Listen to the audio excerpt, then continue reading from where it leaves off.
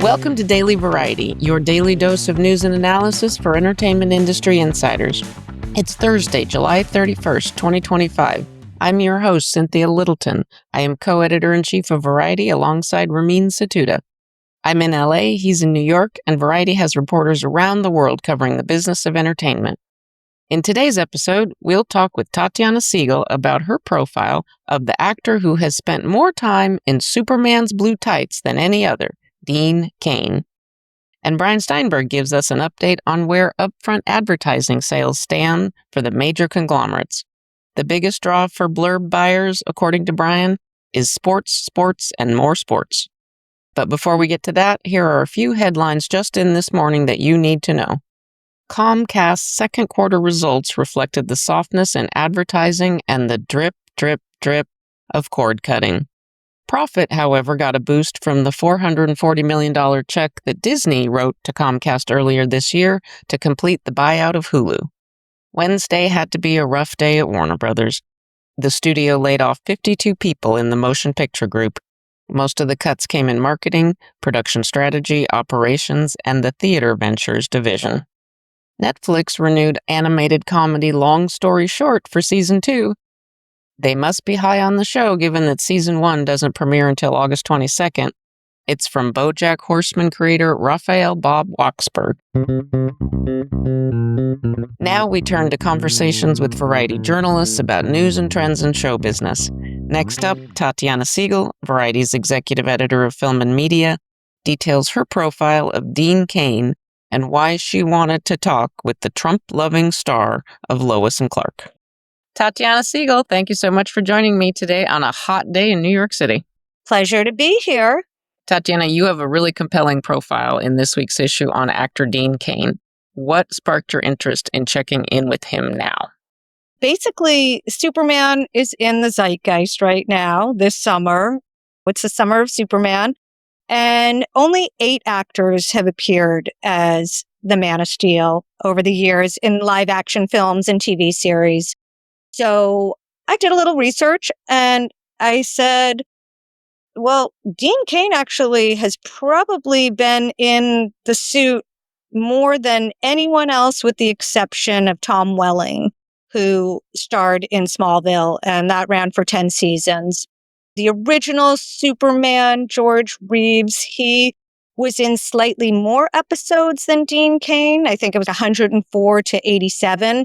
But Dean Cain's Lois and Clark ran for 46 minutes versus 30 minutes for the George Reeves Superman. So I thought to myself, this is somebody who is clearly vocal about his politics as a Trump supporter and also has this deep knowledge of the character. He might make a really good interview. Okay, Lois, okay.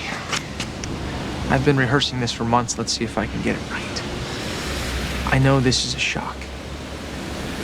And I wanted to be the one to tell you so that you could understand how hard this has been for me. How I've carried this secret by myself. And how long I have wanted to tell you. But when I decided to become Superman, I became a target. And so anybody close to you became a target, and it just got more complicated when you realized you loved me. Which was about 2 minutes after I met you. I love that you brought data to it. You crunched the numbers on time in the suit. I also appreciate that you went into that interview with a very specific question, not to grill him on his personal politics, but to talk to him about how him being vocal about his support of MAGA and President Trump, which is definitely not the norm, not the conventional wisdom in Hollywood or New York, in the kind of the hotbeds of the business, how just that stance has affected his career as an actor, as a personality in our business. Did you find him to be earnestly engaging with you in talking about exactly that?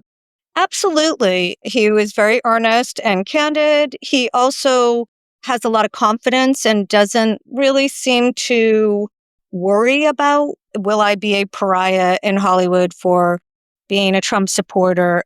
The people that I called for secondary voices like Greg Berlanti. They got right on the phone. Dean was very eager to talk about playing gay in the 2000 romantic comedy, The Broken Hearts Club, which was Greg Berlanti's first movie. He said he loved playing gay, and he did it again in another movie. And what Greg mentioned that I found really interesting is like the context of the times is like nobody wanted to play gay back then. Especially a rising star leading man. That was not the move that your agent would have suggested first. Dean was kind of like, I didn't understand the fuss then or now. Somebody on his team said, well, people might think you're gay in real life. And he said, well, then I've done my job. Another thing that he is very direct about is that he experienced in his time on Lois and Clark, in his time in the tights, that he experienced some significant sexual harassment. That is true. And he talked about it, but only very briefly, and would not identify the person and said he didn't want to comment any further on the matter. But there had always been rumblings. Dean seemed like somebody who was pretty straightforward, straight shooter, and did not really indulge in a lot of, oh, woe is me kind of talk. It was just like, yeah, this happened and I'm going to move on. And I think he moved on at the time, and he moved on in the interview with me. Another interesting thing that I didn't fully appreciate is that he has tapped into this very vibrant strain of independent production that is done far outside of LA, New York, and Chicago, independently produced and financed faith-based movies that run on certain channels that sometimes even do smaller circuits in sort of Bible Belt markets. And it sounds like he's really invested as a producer, director, star of some of these films. Yes. And it's sort of a parallel universe that operates right near Hollywood, but not quite in Hollywood. It's becoming more and more of an economic force. If you look at The Chosen, these things. So it's not to be dismissed. He said that he loves making these movies, and he's made 16 of them now because he feels like they showcase strong family cohesion, something that is really pushing strong positive messages. And we are in a dark time. From your story, you get the sense that he really means this. It isn't shtick for him. The other big takeaway is that he is somebody who also has a good sense of humor about himself and his place in the pantheon, and there is no getting around it. Once you play Superman, there is always some part of you that is going to be identified with Superman. Well, this whole process must have also been good research for you, because you are working away on a book about the history of DC studios in Hollywood. We will definitely check in with you at the time that book is ready, because very interested to get your perspective on the long arc of DC in Hollywood. And it's a long arc, yes. And a book coming soon in 2027. Thank you, Tatiana. Appreciate it. Now Brian Steinberg brings us up to speed on the big picture of TV advertising sales. Disney, NBC, Universal, and other heavyweights have wrapped up the advance advertising sales process conducted every year under the broad heading of upfront sales. Brian Steinberg, thanks for joining me. Thanks for having me. Nobody covers the upfront sales process like you. You've been busy the last couple of days. Tell me, what's the temperature of the market this year? It's surprisingly upbeat, because I think people were afraid the tariffs and the Trump transition were going to pass a pall. But what we're seeing is actually, I think we're seeing upturns in dollars, most of them for sports, the NFL, Super Bowl, Winter Olympics, and World Cup. That tacks back to the oldest principle of TV advertising, right? Get me a big group at the same time, which is counter to the trends in the business over the last couple of years. That's right. In the streaming era, it's much harder to find big audiences all watching the same thing at the same time. That's what your big advertisers like Pizza Hut and McDonald's and Nike, that's what they want. It's harder to make $1 off their advertising if you're trying to find your consumer streaming this here and streaming that there. So sports and other live events that like award shows and other kinds of specials are what really drive currency now and drive interest. We know that the linear advertising market has been weak. Within the world of sports, are dollars growing? Dollars are growing. We're seeing more dollars come in. We've had Fox, NBC, and Disney all announce their results. Others we're still waiting for. But in every report, they say that the money connected to sports is going up. What's really happening here is a lot of companies that they wouldn't spend on sports, Procter & Gamble and other companies that were more towards female and family consumers are saying, gee, I need to reach audiences. Where can I do it for a good price and a reasonable amount of money? Sports is it. That's where you get the big audiences. So even companies that weren't putting money into baseball and football are doing so now because they know they need to reach large numbers all at once. 2026 is going to be a big year. We're going to have the Winter Olympics across NBCUniversal platforms. We're going to have the World Cup on Fox and Telemundo. Outside of the sports realm, in the more entertainment side, live events, big, flashy spectacles I would imagine, are also pretty attractive in this climate. NBC is doing its anniversary of the network this year. Last year, they did NBC's SNL 50th anniversary. They create, landmark milestones and events that you can tune into. You saw them do a Jaws anniversary a few weekends ago for the summer. They're trying to create things that people can gravitate to, celebrate, some nostalgia. So I think you're going to see more of that. I do think it's getting harder and harder to generate the same ad without sports. You saw Disney this week announced they were flat. In other words, they had the same amount of money this year as they did last year. Sports went up, but the overall number was concurrent, which means they didn't increase their dollars over last year. Flat is hard when Disney, after so much investment in streaming, Disney needs to see growth. I think there's such intense business reporting on the upfront that big public companies have been forced to put out the flag and say, okay, we've drawn the curtain and give some guidance on their upfront haul because it is so material to their results. Disney has done that. Who else has reached that point where they're saying, yep, we're done with the upfront? We've had NBC, Fox, and Disney all put out releases, which is unusual. Years ago, you had to kind of figure it out for yourself. They would get some guidance from someone, but they wouldn't actually confirm it. Once in a blue moon, they would put an SEC filing out or something like that. We've heard Univision talk about on their recent earnings call. They're still negotiating. We've heard Netflix say things are robust or up on the upswing on their earnings call, but nothing more formal. So we're still waiting for Paramount and for Warner. I think Warner, we can all agree, faces more headwinds. They've lost their NBA rights. No question that this is the ripple effects of those NBA changes are now being felt.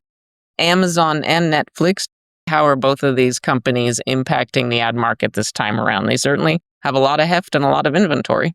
A lot of inventory. They've dumped a whole bunch of new inventory in the market, which has caused rates for streaming to go down, especially last year. Big rollbacks in streaming rates because of the new supply. I think Netflix and Amazon have had to learn some lessons. They came in very hot, demanding very aggressive upticks in rates. They had to learn that who sets the market here is not the media seller, but the person who's buying the ad time. Apple, Procter & Gamble, Unilever. It's their money, not Netflix and Amazon, until they agree to spend it. So if the rates aren't great, they won't be spending. It would seem, Brian, that every upfront conversation has to end with a question about the upfront process itself. Let me ask you specifically, do you see real signs that AI and automation in the constant auction of ad time every nanosecond, do you see any indication that that is going to change the work of the media buyers that are schooling the new entrants on how the business is done? There's no question that more ad time is being bought by algorithms, and it's not just the upfront. There's the 24/7 year-round market for ad time because of streaming. There's more stuff to kind of worry about and figure out. But I think this process still goes on. People clearly still like the ability to buy ad time cheaper than you might get it later on. And that's why this process is still around, especially with Super Bowl and big sporting events still in the offing. I think when McDonald's and Procter say they don't want to do it anymore, it will stop very quickly. Here we are at the end of July talking about where things stand. And you and I both remember the go-go 90s when the process for the big networks would be wrapped up in 48, 72 hours. But let me ask you, was it really done in that 72 hour in a crazy rush? Or was that just for show because there was so much money sloshing around that everybody figured out, we'll figure it out? And remember, in those times, really, they were buying primetime TV. That was the biggest thing you could buy, and only so much of it. There wasn't like primetime now is any time. At the risk of sounding like Archie Bunker, those were the days. Thank you, Brian. Thank you. As we close out today's episode, here are a few things we're watching for. Paramount Global reports its second quarter earnings after market close today. We may get some updates on the Skydance Media merger process. Stay close to Variety.com for all the news. Michael Gracie, the director of The Greatest Showman, is planning a stage musical about the life of the late, great tenor Luciano Pavarotti. Our Nick Vivarelli in Rome reports that the Australian director is working with Pavarotti's widow on the project. On Friday, I'm heading to the LA Convention Center to check out KCON, the K-pop and Korean culture fan convention. I'll get some on-the-ground reporting to give listeners a sense of just how intense this fandom is. So come back Monday. Before we go, congrats to actors Jason Isaacs, Natasha Rothwell, and John Greaves. They will be feted with the Creative Coalition's Humanitarian Awards. They'll be presented September 13th, the day before the Emmy Awards, at a ceremony in Beverly Hills. Thanks for listening. This episode was written and reported by me, Cynthia Littleton, with contributions from Tatiana Siegel and Brian Steinberg. It was edited by Aaron Greenwald. Stick, snakes, hick, picks. Please leave us a review at the podcast platform of your choice, and don't forget to tune in Monday for another episode of Daily Variety.